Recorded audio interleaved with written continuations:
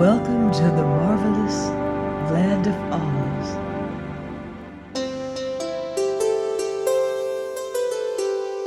I'm Martell, reading The Road to Oz by L. Frank Baum.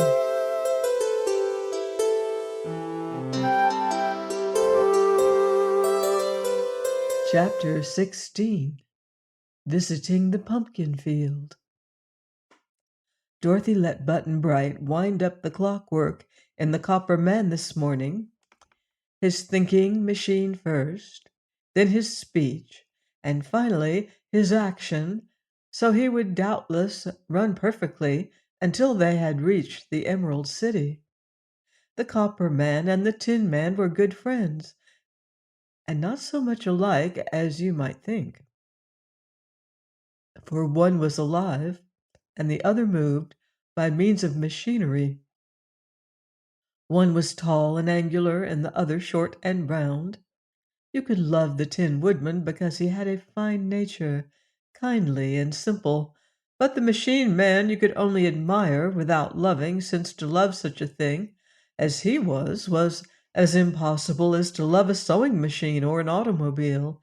Yet Tik-Tok was popular with the people of Oz because he was so trustworthy, reliable, and true. He was sure to do exactly what he was wound up to do, at all times and in all circumstances.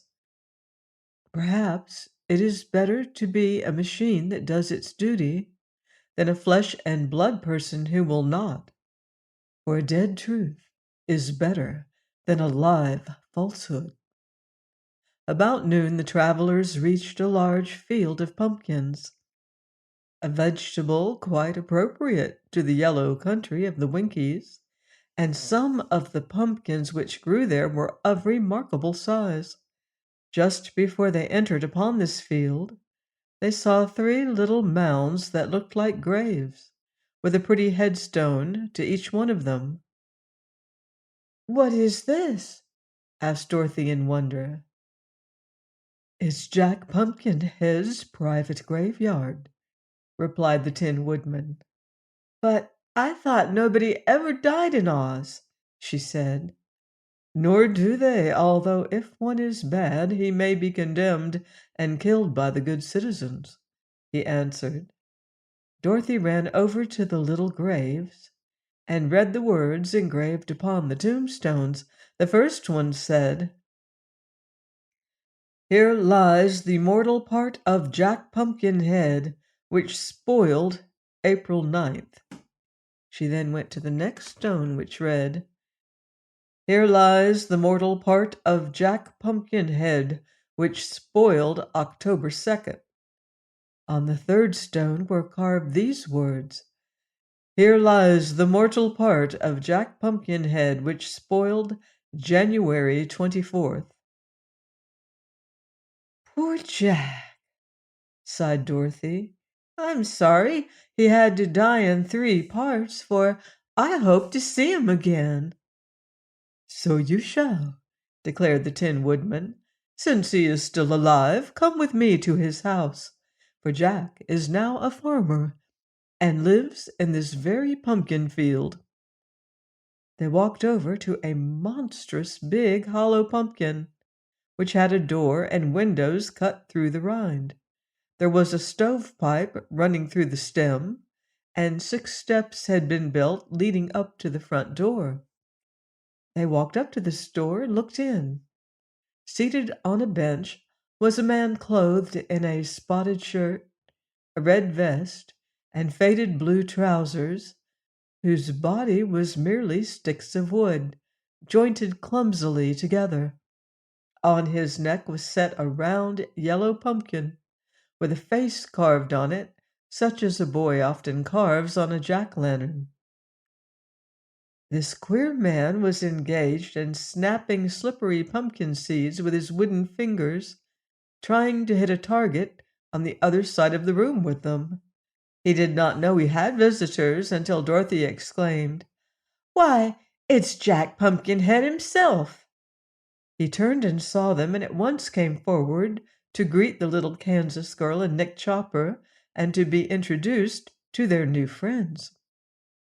Button Bright was at first rather shy with the quaint Pumpkinhead, but Jack's face was so jolly and smiling, being carved that way, that the boy soon grew to like him.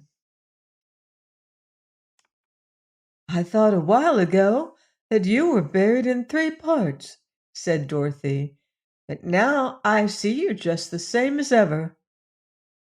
Not quite the same, my dear, for my mouth is a little more one-sided than it used to be, but pretty nearly the same. I've a new head, and this is the 4th one I've owned since Ozma first made me and brought me to life by sprinkling me with the magic powder. What became of the other heads, Jack?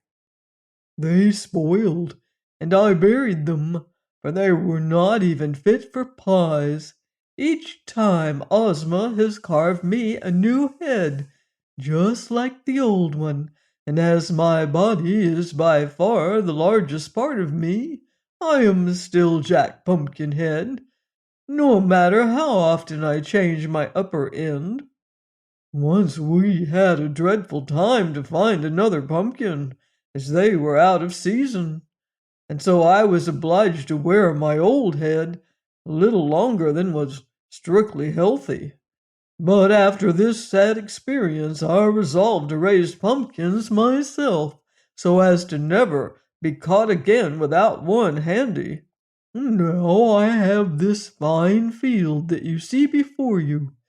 Some grow pretty big, too big to be used for heads, so I dug out this one and use it for a house.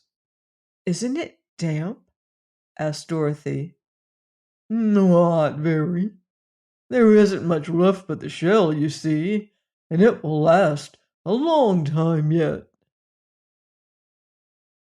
I think you are brighter than you used to be, Jack, said the Tin Woodman. Your last head was a stupid one. The seeds in this one are better, was the reply. Are you going to Ozma's party? Asked Dorothy. Yes, said he. Oh, I wouldn't miss it for anything. Ozma's my parent, you know, because she built my body and carved my pumpkin head. I'll follow you to the Emerald City tomorrow, where we shall meet again. I can't go today because I have to plant fresh pumpkin seeds and water the young vines, but give my love to Ozma and tell her I'll be there in time for the jubilation. We will, she promised, and then they all left him and resumed their journey. Please join me here next time for more magical adventure here on the marvelous land of Oz. Goodbye for now. See you in Oz.